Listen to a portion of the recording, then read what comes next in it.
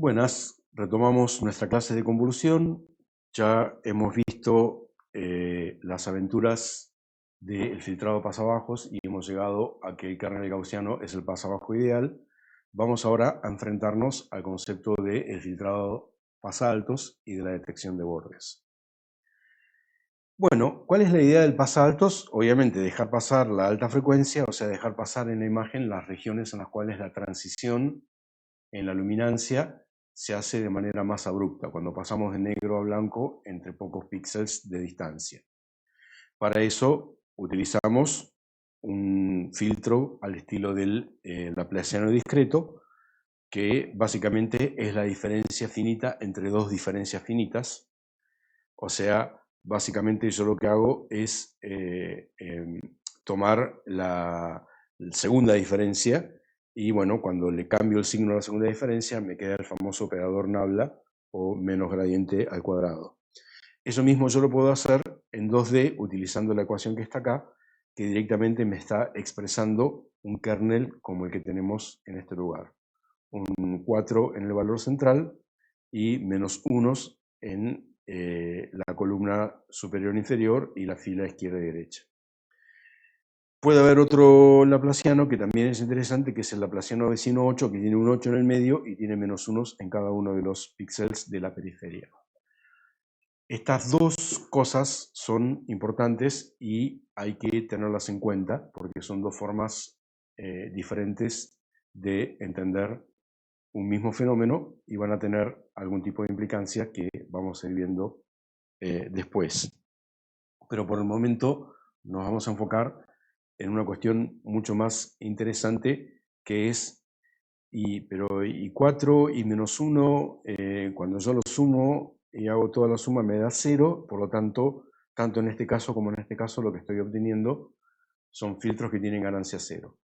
Bueno, en efecto, lo que nosotros estamos queriendo con esto es un filtro que tenga ganancia 0, porque lo que yo quiero es que la respuesta a la continua sea igual a 0. O sea que cuando la imagen es totalmente plano, lo que se vea sea totalmente oscurito. Bueno, pero eso también, si nosotros lo miramos con cuidado, nos genera algún tipo de riesgo porque, bueno, yo puedo tener un píxel que tiene una luminancia muy alta y está rodeado por píxeles que tienen una luminancia muy baja y por lo tanto el valor se está en efecto multiplicando por 4 o casi por 4 y por lo tanto me puedo ir por encima y tengo que aplicar algún tipo de coerción.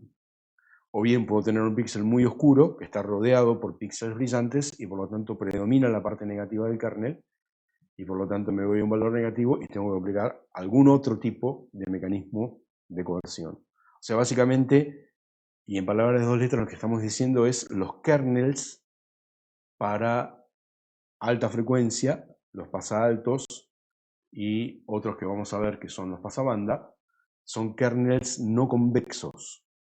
O sea, son kernels cuyo resultado en luminancia puede estar por fuera de las luminancias de los píxeles sobre los cuales el kernel se apoyó.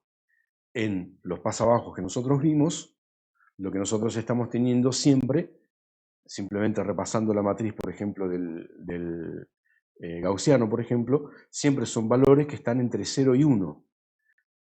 Y la suma de todos los valores es igual a 1. Por lo tanto, el resultado de convolucionar cualquier píxel de cualquier imagen con este kernel va a ser un valor que va a estar siempre dentro del contexto de los 25 píxeles sobre los cuales este kernel se apoyó. Nunca vamos a tener una luminancia que sea mayor que la de ninguno de esos 25 píxeles y nunca vamos a tener una luminancia que sea menor que la de ninguno de esos 25 píxeles. Básicamente porque estamos haciendo una combinación convexa. Con los pasabanda y los pasaltos nos puede ocurrir lo contrario y vamos a tener que coercionar de alguna manera. Bueno, ¿cuál es el efecto? Lo que hacemos es, de nuevo, ir a un aplicativo y ver qué es lo que ocurre. Entonces, lo que hacemos ahora es cargar una imagen fotográfica, como puede ser nuestra imagen de la UNS que hacemos siempre, elegir un filtro, el laplaciano vecinos 3, por ejemplo, filtrar y ver el resultado que nos queda. Bueno, en la imagen no se ve mucho, es algo que está un poquitito oscuro, pero ustedes pueden hacer esta experiencia. O sea, básicamente yo creo que hay algo que va quedando claro, y es que tenemos un procesamiento genérico que, dado un kernel, hace la convolución con ese doble ciclo for adentro de otro doble ciclo for, y que la única gracia que tiene este aplicativo es, bueno, ¿cuántos kernels voy a tener? Si ustedes ya se van dando cuenta que en mi aplicativo de referencia yo tengo un menú drop-down, y en función de lo que elige la persona que usa ese aplicativo, se carga un kernel con los coeficientes que están puestos ahí. Después nos vamos a meter en ver cómo está implementado eso. Vamos a hacer una clasecita, pero por el momento nos quedamos con este resultado. Entonces, bueno, la imagen se ve un poco oscura. Eso es porque, bueno, como nosotros ya sabemos, en general las imágenes fotográficas tienen muy poca alta frecuencia. Ya hablamos un poco acerca de esto. Entonces podemos trabajar, por ejemplo, con imágenes sintéticas. Yo puedo tomar nuestra imagen del círculo que utilizamos para ver por primera vez la transformada de Fourier, y ver que cuando le aplico el filtrado me detecta perfectamente el borde. Es realmente interesante ver cómo el interior y el exterior se volvieron completamente negros. Y esto ocurre también al inverso, o sea, le resulta totalmente indiferente al laplaciano si el disco es negro con fondo blanco o si el disco es blanco con fondo negro. Casi indiferente. Hagan la prueba y van a entender a lo que me refiero.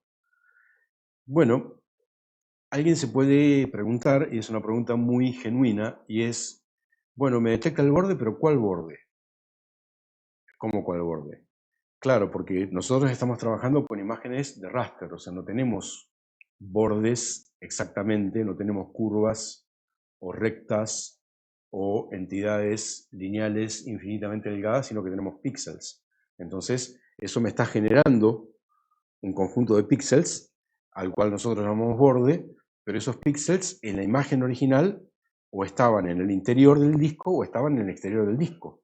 ¿Sí? No me está generando algo que estaba a mitad de camino entre un píxel del disco y un píxel del fondo de la imagen. ¿Sí? ¿Cuál creen ustedes que me está generando en este punto? La pregunta sería, ¿cómo ven a este círculo? ¿Lo ven como un poco más grande o como un poco más pequeño que el disco? ¿Sí? Yo, bueno, donde estoy sentado, como estoy viendo la pantalla, y a la distancia a la que estoy, con la luz que tengo, etcétera, etcétera, lo puedo determinar bastante bien, y me doy cuenta que realmente el círculo que nosotros tenemos acá es un poquitito más grande que el disco que tenemos acá. O sea que básicamente me encontró el laplaciano los píxeles del borde, pero me encontró el borde exterior, o sea, los píxeles del fondo que estaban en contacto con el disco. El borde interior serían los píxeles del disco que estaban en contacto con el fondo. Y también sería una definición de borde. Bueno, ¿y por qué me encontró estos y no otros? ¿Por qué me encontró solo el borde exterior y no solo el borde interior, o ambos, o lo que sea?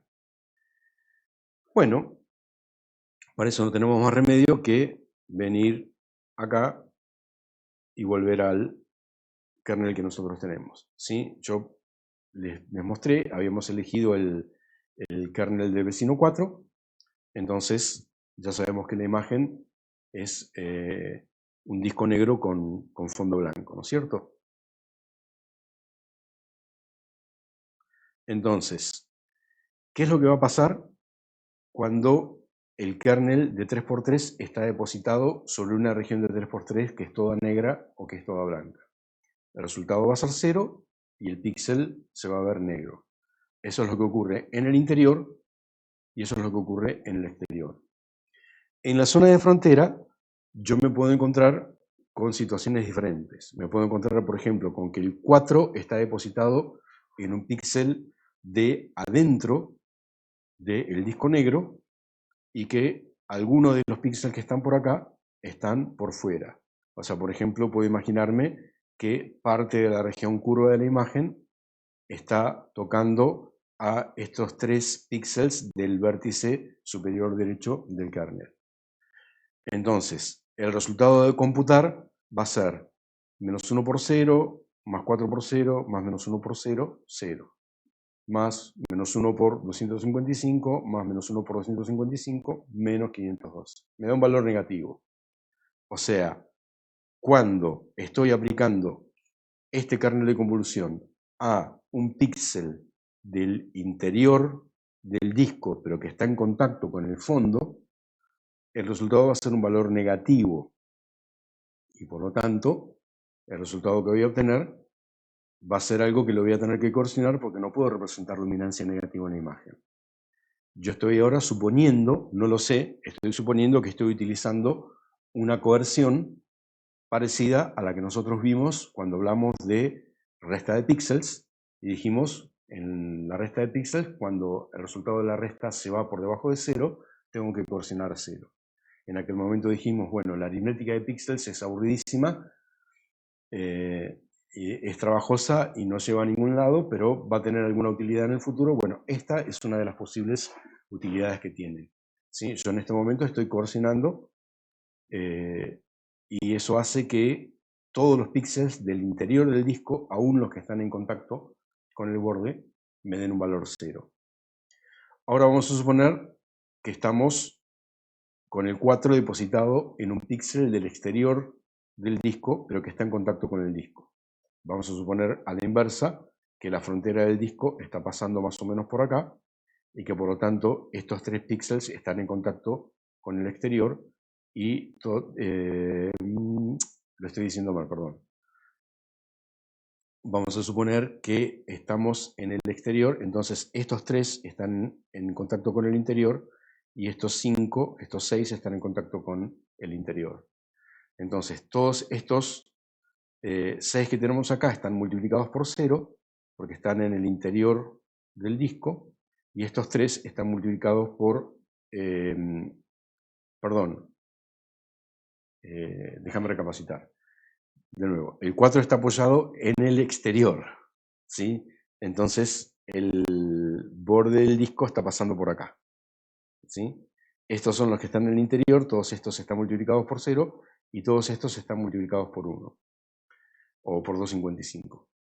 Entonces yo tengo que menos 1, 4 y menos 1 están multiplicados por 255 y menos 1 y menos 1 están multiplicados por 0. El resultado claramente es mayor que 255 y por lo tanto tengo que correccionar y por lo tanto el píxel me queda en blanco.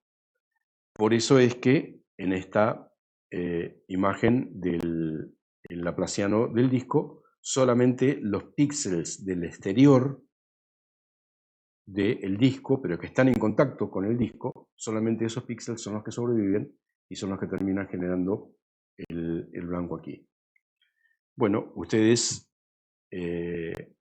claramente, si han seguido la accidentada explicación que acabo de hacer, se habrán dado cuenta que depende de la función de corrección que yo elija. O sea, yo estoy utilizando el clampeado, podría haber utilizado el promediado o podría haber utilizado el clampeado pero a la inversa, dejando pasar el valor negativo en vez del valor positivo, o podría haber utilizado el doble clampeado quedándome con el valor absoluto. Cualquiera de esas 4 están bien, siempre que tenga una función de coerción y que esa función de coerción sea adecuada para cerrarme la aritmética, está bien. ¿Cuál va a ser el efecto de poder hacer todos esos clampeados en esa imagen que tenemos ahí? Yo voy a parar ahora la clase, voy a irme al compilador y voy a aprender de nuevo para poder grabar, porque no puedo hacer las dos cosas al mismo tiempo porque se me rompe el sistema. Así que terminamos ahora con esta parte y en la próxima versión de la clase ahí mostramos lo que está ocurriendo con el clampeo.